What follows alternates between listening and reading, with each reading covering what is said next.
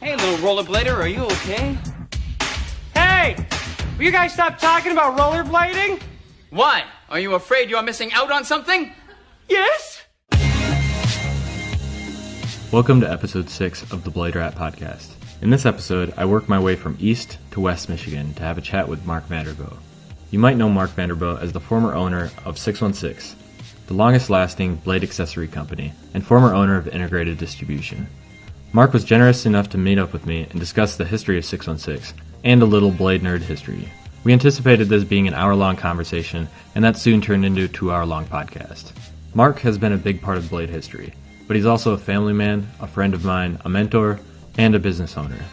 This episode opens with a candid conversation with his wife and kids as they grab some quick lunch after Sunday at church. Do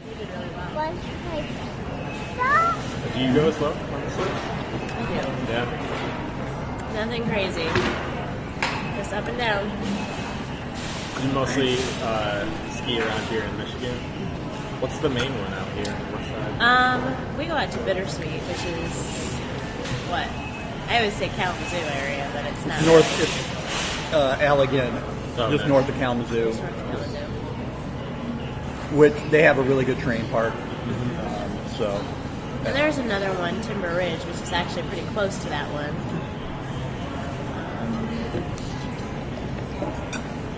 So it seems like your kids kind of pick it up pretty naturally, huh? Not too bad. We'll see. That's good. I'm drinking the juice of the lemon. Yeah. We went out to Woodward for New Year's. That was fun. Woodward West? Or East. Okay. Pennsylvania, because Cameron put this thing together with a whole bunch of people, and then the Velasquez's had just moved out there because Pam ran Woodward West, but now she's in charge of, like, I forget what it is, but kind of a more corporate piece of the whole Woodward. And so they had just got there that week, so Richie was there and Johnny, and then there was a whole bunch of old instructors and counselors that came to hang out. With their kids. Well, yeah, and so there's like tons of kids. Are most kids riding skateboards and scooters? Most of because there were a lot of little kids, like, so he's 5, she's 3, and there's a bunch that age and even younger. And most of them, a couple were on scooters, a couple had bikes. Cameron's had skates. Cameron's son had skates, and then Tom Heiser's, who his kids are older. Yeah, they all had skates. So, And then Richie's kids, they they had the girls that were on quads. Oh, okay. yeah. So, but they're all a little older They're all too. older, yeah. So that was fun.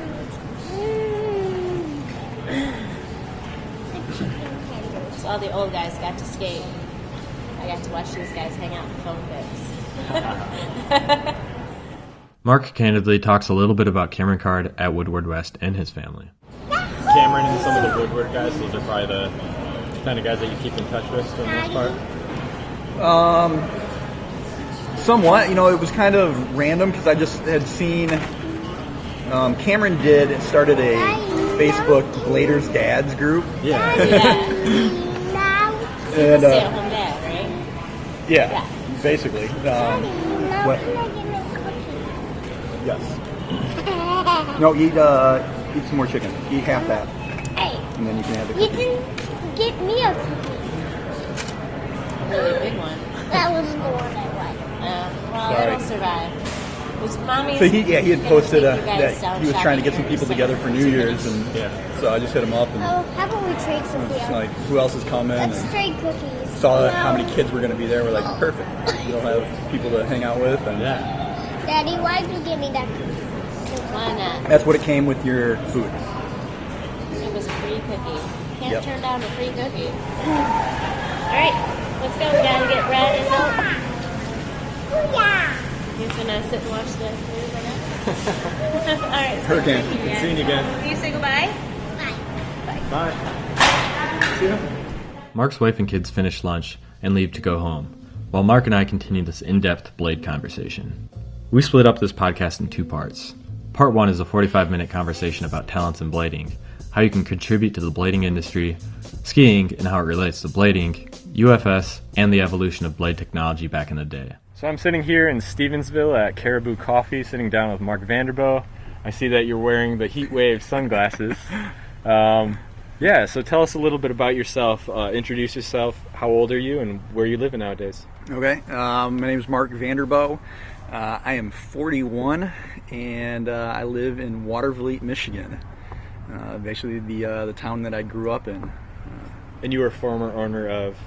I started 616 when I was in college, and then went on to start the Cause clothing with Drew Backrack and Jeff Stockwell, Knight Hardware with El Delega, and then Integrated Distribution was my distribution company, and we had a couple other brands under us, 9mm wheels, Life Plus DVD video magazine, B-Mag, and then later on to take on Powerslide USA, so USD Deshi, Civica, Kaiser, Undercover, and then we did a lot of independent DVDs as well, just a lot of local Michigan, Detroit videos, producers, and then a few others from down south and all over the place.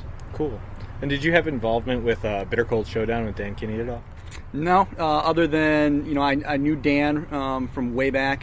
He was not far from South Bend. When there was actually one of the only handful of skate parks back in the day was in South Bend, and met him just going there and skating. That was before he had done anything. He was a little younger, and just when he originally brought me the idea, obviously being probably the closest company to the area, and wanted to make sure I would get involved, and so I was just a big supporter from day one. Very cool. A lot of judging. That's awesome. You formerly owned 616. Now you've moved on to some other things. You have Halo, and you're a family man, right? I am. Yep.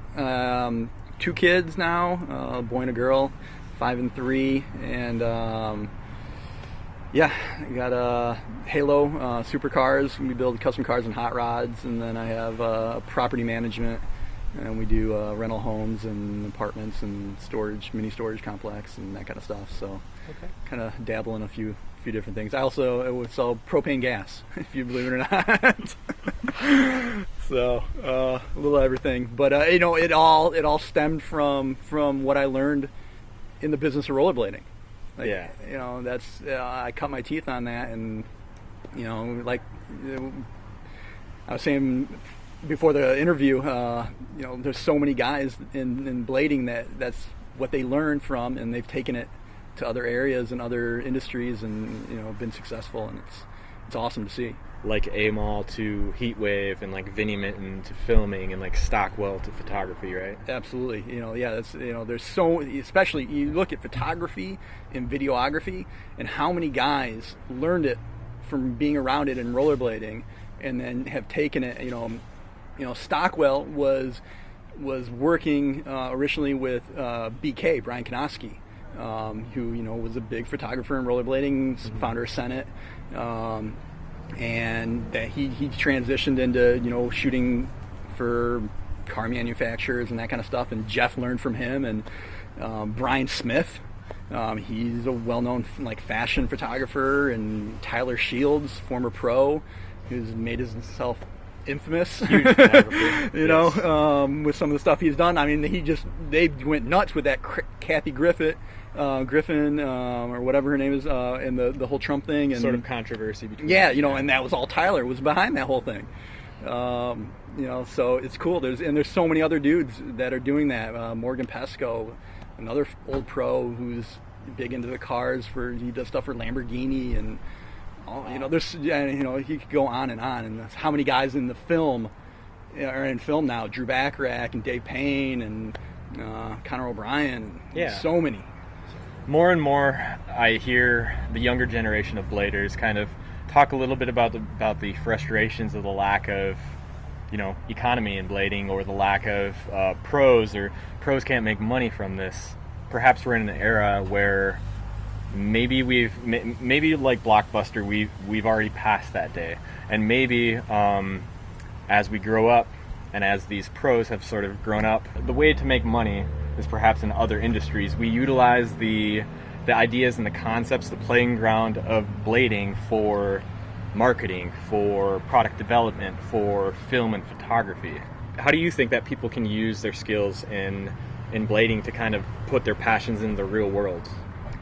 Yeah, I mean, like you said, you can learn a lot by getting involved in blading in the industry, and whether it's trying to just create edits, or marketing, trying to start a brand to do something, or working with a skater-owned brand, right, and helping them do ads or do logos for them.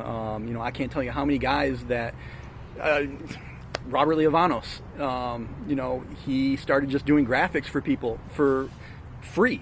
He was just drawing designs, wheel graphics or whatever, and then he started, we had him do some t-shirt designs for 616 that I paid him for. Nowhere near what he would probably get paid for now doing a shirt for Hurley or whoever, Grenade, these companies that he does stuff for now. But he learned that by just drawing and creating stuff for the homies and building those skills and connections, and parlaying it into an actual business that, he's now a freelance graphic artist for huge companies, makes good money, and that's how he lives. And so all that you can learn it from rollerblading and from just getting involved and doing stuff and trying to figure out what your talent is, right, and how to grow it and perhaps it's even a little safer to experiment with a smaller scale market such as blading, not to sink your teeth in and sink your money into something that will really be a pitfall. If you were to try to, say, start a skateboard company and you sink a lot of money into it, if that goes south, you might be bankrupt. In blading, you might be only investing a small amount of money and a small amount of time, so maybe it's actually a good platform that people actually develop their skills in blading. Absolutely. And I think it also is the market is so small. For doing that, it's kind of good because you're able to control your environment and you're going to get feedback instantly. You go into a market like skateboarding, you're just going to get lost in the sea because trying to stand out there is going to be impossible unless you have something that's really unique. So trying to learn and grow from that, you can't do that in that kind of a market today, but you still can in blading. So you can make mistakes and you still be okay. You can, and you're gonna do that starting out. You're gonna screw up. You're gonna do something stupid. You're gonna put out something that's lame. But if you don't do that, you're never gonna get better. And obviously today with just internet versus, say, when I was coming up in blading and starting my company, people couldn't get online and just destroy you like they can today. But the market, I think, is still small enough where that's not going to end your career. That's not going to be game over, if you put out something that is garbage. As long as you recognize it and the next thing you do is better because of that, then it's just going to be a snowball, and you just keep plugging away. You used to be heavily involved in blading. Do you still put on the blades? It sounds like you're into skiing a little bit here and there, and your family does a little bit of skiing. Yeah. I started skiing when I was a young age. So I didn't start blading until I was 18. I bought a pair of rollerblades right before I went to college for purely transportation. What was your first pair of skates? Bauer F3s, I believe they were called. It was a Bauer kind of like fitness hockey style skate, and yeah, I just really got it for transportation to get around campus. And within, I want to say, the first month of being in college, I saw these two guys flying down campus, like jumping down stairs and jumping over benches, and I was like, what are these guys doing? Who was that? Do you know who they were? One of them, his name was Titus Fryer. And he actually later on went to, after college, he was the manager of the X Games skate park in Golden, Colorado. Actually, where Brian Aragon basically honed his teeth. And I actually met Brian through Titus and running an ASA at that park. And way back before anyone knew who Brian was. And little did I know that he would become one of the best skaters ever. But it was just funny because there's a connection from a guy that I first saw rollerblade, and the transition that he took, and then he later got involved with snowboarding and being a rep for that kind of stuff. But him, and then I forget the other guy. The other kid was from Canada. He was only at our school for, I went to a fairly small college, so everyone kind of knew everyone through, at least one or two people. But I forget his name, but yeah, I just remember, though, he had a launch ramp, and he would launch over his Jeep Cherokee in the parking lot, and, like, he did some demos for a skate shop in Canada at the time, like Toronto area, I think. And, it was just funny because I had no idea, and that was my introduction, and then it just went crazy from there because I had background, back to your question, was skiing. I had been skiing, all my life, and but it was, it was just jumps. There wasn't really anything going. There was no train parks at that time and anything going on like that. But I'd gone out to Colorado with some friends and came back to Michigan, and I was like, skiing in Michigan is just boring. I had nothing to do. So I started snowboarding the next year just for a challenge, something different. And I grew up skateboarding, so it was kind of an easy transition for me in learning. And then shortly later is when people started actually doing grinds on snowboards, and train parks started popping up. And through my involvement with ASA and doing competitions, I got involved and actually was involved in the Winter X Games one year where they had skiboarding. And because a lot of the pro rollerbladers had transitioned and were skiboarding. And so like half the field were rollerbladers in this Winter X Games. And almost all the judges were the guys that were judging rollerblading competitions. What were some of the big names in ski blading at the time? The only one that like was an actual skier was at the time that I can remember was Mike Nick. And he was on line skis, and this is when I got introduced to twin tip skis. It was through this whole trip at X Games. And the rollerbladers were Nicky Adams, Serge Mayhew, a lot of Canadians. They're almost all Canadians. Enoch B. I'm trying to remember who won that comp, but it was a rollerblader. I don't know if you remember if it was Serge or it was someone else from Canada. And then, like, I think Mike Nick got second, and maybe Nicky Adams got third. And then, like, the guy that started line skis, Jason Leventhal, got like fourth. And it's like, these guys are skiers and rollerbladers are just coming in because all the tricks were misty flips and Liu Kang 540s and cork 900s and front sides. That's all you were doing was front sides. So it was nothing for them. And then when I picked up through the guys that I met at line at that event, gave me a pair of full-size twin-tip skis, and I was like, day one, went into the snowboard park. No other skiers were in this park, and everyone's looking at me like, what am I doing? And I had the first pair of like twin-tip skis ever made, by a company, and went and did a front side like my first try, and it was like, it wasn't hard because it was just a front side. And I had been skiing all my life, so it was just like this perfect transition. And that still to this day blows my mind why more people aren't crossing over. Like Kaya Tursky did it, and she came in and just dominated women's skiing. And the connection is so obvious to me. Like, I don't understand why more people aren't making that transition, especially if you live in somewhere where, there's winter and there's snow and you're a rollerblader. Like, why aren't you skiing in the winter? Other than there is a hefty cost involved, to going out and riding a hill and stuff. But you can even, urban is so big. There's a kid, I say kid because he was younger when I was rollerblading here in Michigan. And he lives in the smallest town in the middle of nowhere, not far from Kalamazoo. It's called Bangor, Michigan. And he went on to be a professional skier. Started groundbreaking urban stuff and skied for Armada and full tilt boots and I think these other, and just huge videos and level 1 productions and all the stuff. And, he started rollerblading and he saw the transition. And I don't see why more skiers don't see that too as a cross trainer. Why guys, skiers got hated on by snowboarders just like rollerbladers got hated on by skateboarders.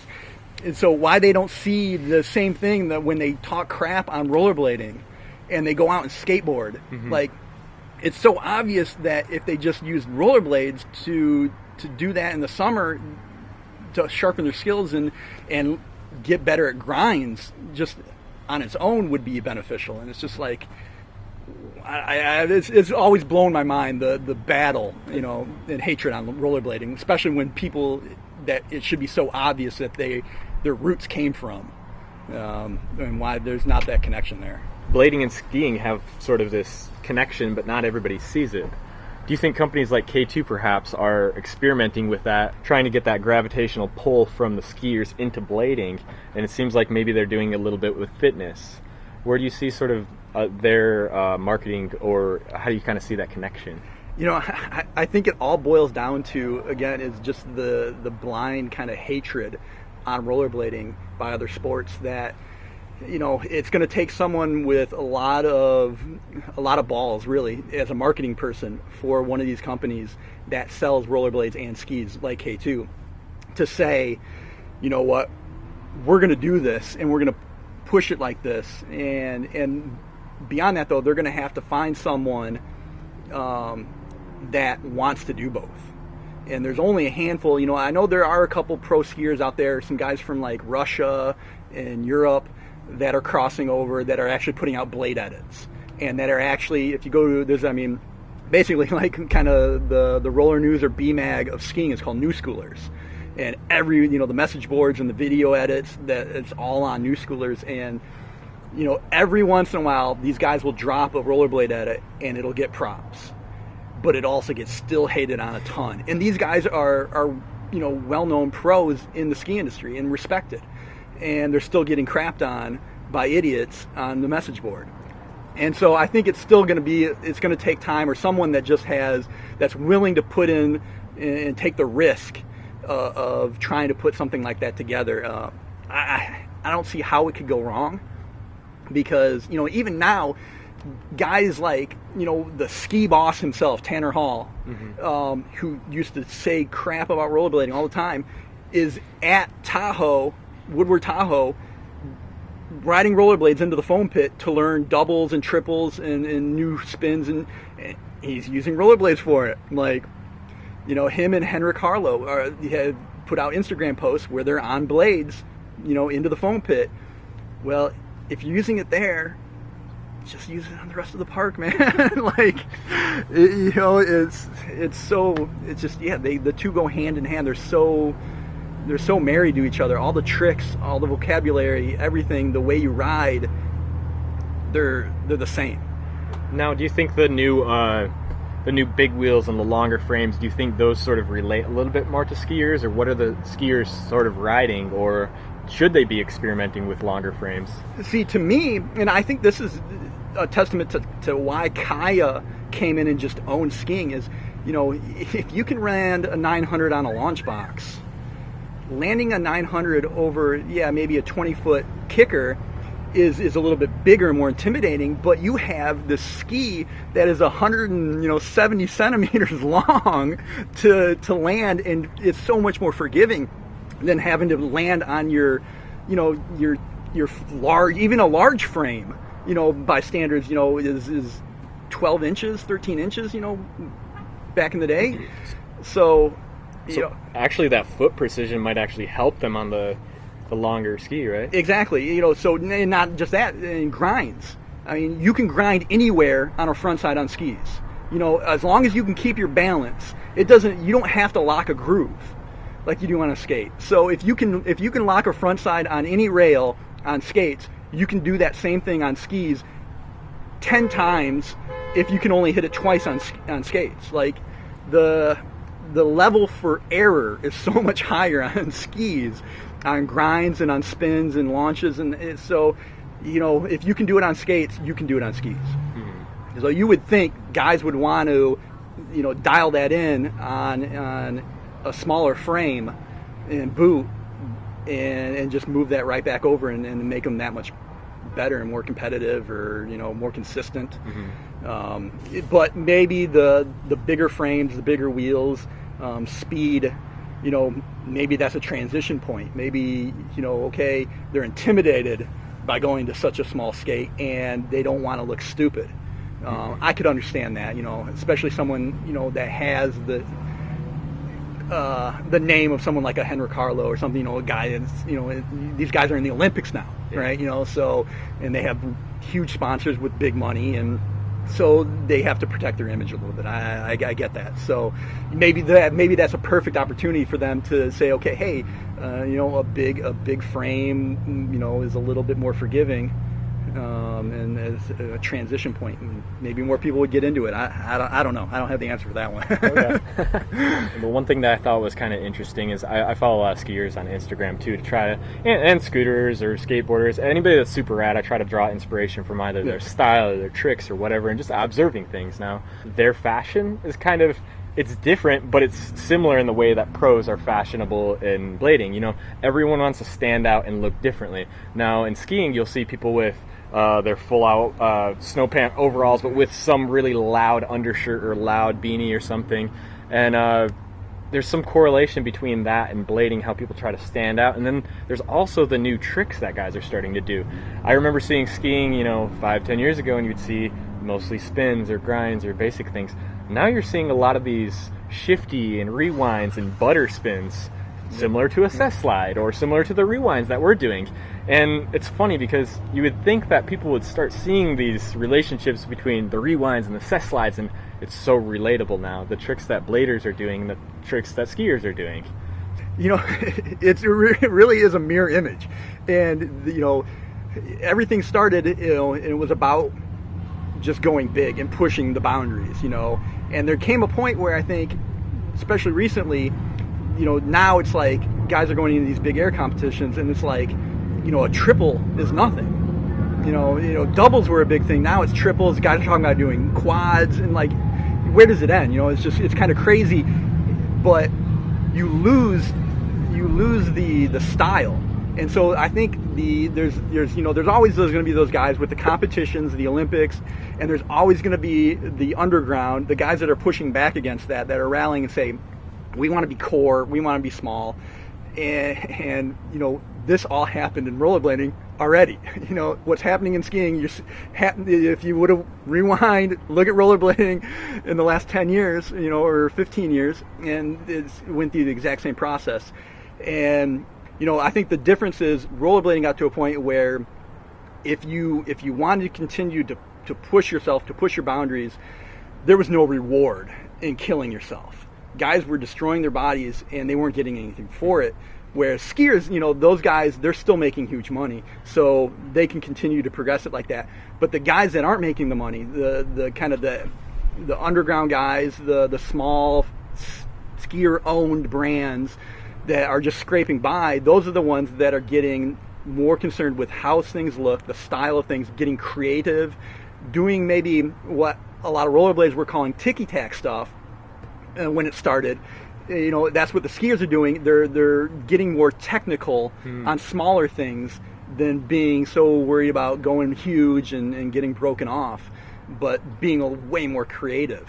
And it's just a whole different side of it, of the sport. Whether it's in blading or skiing, you've got those. And it's funny because I've talked with a lot of the guys that I started out skating with, and how when this whole kind of push to the I don't know, mushroom blading or whatever you want to call it, the creative side of things that became smaller, I don't want to say less difficult, but less risky, because the technical side is through the roof, but if you fall, you're not going to get hurt like you would jumping a 20 set, So when that started, I'll admit that I wasn't a fan of it, mainly because I felt like, okay, if I really wanted to and worked hard, I could go out and do those same tricks. Like, I'm not going to go out and I'm not going to film a section that Haffey would film for like a 4x4 video, right?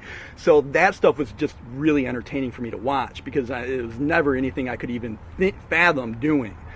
Whereas the technical stuff, it just didn't seem for me to, I guess, to sit back and watch and edit and enjoy it wasn't the same. Now I'm all for you doing whatever in the heck you think is fun. And you know, like you said, I follow skateboarders, scooters, whatever, you know, I'll respect them for what they do, you know, and as long as they're having fun doing it, good on them, you know, like I don't mind that my son prefers his scooter over his rollerblades right now.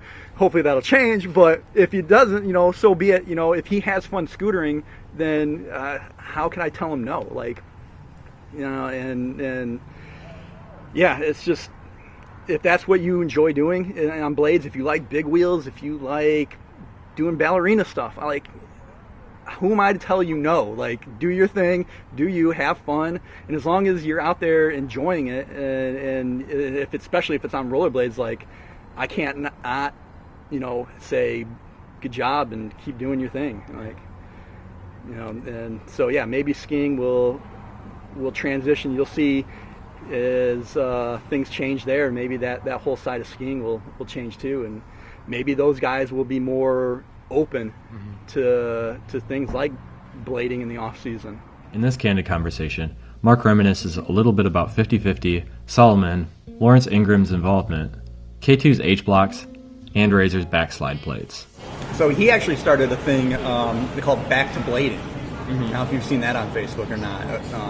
Is it in a podcast? Or it's like a podcast or a blog. Yeah. Who's that? That's Lawrence Ingram. Okay. So yeah, he came in with Jess D on 50/50. Jess had an original partner, and I forget how that whole started. Yeah, I did listen to his podcast recently.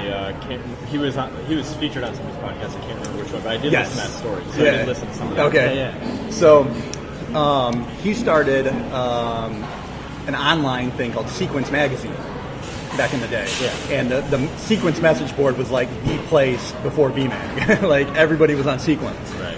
And so I got to know Law from that, and we became good friends. And he actually was like a huge help when I was trying to get 616 off the ground, like getting connections and manufacturing, and like I would have never gotten to where I was without his help. Oh, wow. Like, first time I went out to California, I actually went, so I flew out when I was on spring break in college. I flew out to NorCal. I stayed with Casey's family, his parents, in NorCal, and went to like all the, you know, Hub's Hideout and all the, you know, all the spots that I had seen in Daily Bread. And then I went down after I stayed up there for like 3 or 4 days, and then I went down to SoCal, and that's why I stayed with Lawrence. And he took me around and introduced me to everyone and like all the spots and people, and so he was really my introduction to everything out in the SoCal scene. But anyways, so he'd been doing I've been watching his Back to Blading stuff, and we've been kind of chit-chatting about things, and we actually just started talking because he never realized that I was handling distribution for 50/50 because his dad got really sick, and he ended up leaving and moving back up to NorCal to take care of his dad and help out with all that. And so he just basically handed everything back over to Jess and said, you know, I got to go. Yeah. And so, yeah, he didn't even know I was distributing 50/50. So it's like this whole cycle. Yeah. So he helped you, and now you're distributing the product? And so we just started talking. He's like, hey, why do you have so many frames? Because I had put them on, like, Blade Trade Outpost. And so I just told him, I was like, yeah, I was distributing them, and yeah, he had no idea. So he started talking about how he has a couple ideas that he actually wants to try and maybe do something. So he's actually meeting with Jess next time he goes back out there to have a little talk about if Jess has any interest in getting back involved and doing something. Oh, so cool. That'd be amazing. There could be something. I don't know if he wants that to be known. So let me check with him if you end up using any of this. That's awesome. That would be kind of cool. Like, nobody would see that coming. Right? 50/50 resurgence. No, it's hot. You know, he was really. They pushed. You know, they were the big push behind UFS. And they did that whole solutions line. And I don't know if that was. It might have been before you got into everything, but you know, they had adapter before UFS. They had adapter plates, so you could put plates. Yep, but then they made them for 50/50s and for Solomons, so and for Razors, and so you could put their frames on anything. And then they started making like UHMW wings, like the Juice from the thrones, but then they made wings for like Razors and Solomon, and so they kind of pioneered that whole aftermarket parts idea. Right. You were talking about Solomon a little bit in your meeting. Yeah, so I don't know if it was Mushroom Blading podcast or what, but I just remember seeing, reading or listening to something where they're talking about how UFS came about, and the fact that, you know, Solomon was the one that kind of spearheaded taking on and patenting it and letting everyone use it. And one thing I just remember, it's funny because I've heard the story, you know, a couple times, and people don't realize there was a reason that they wanted to patent it.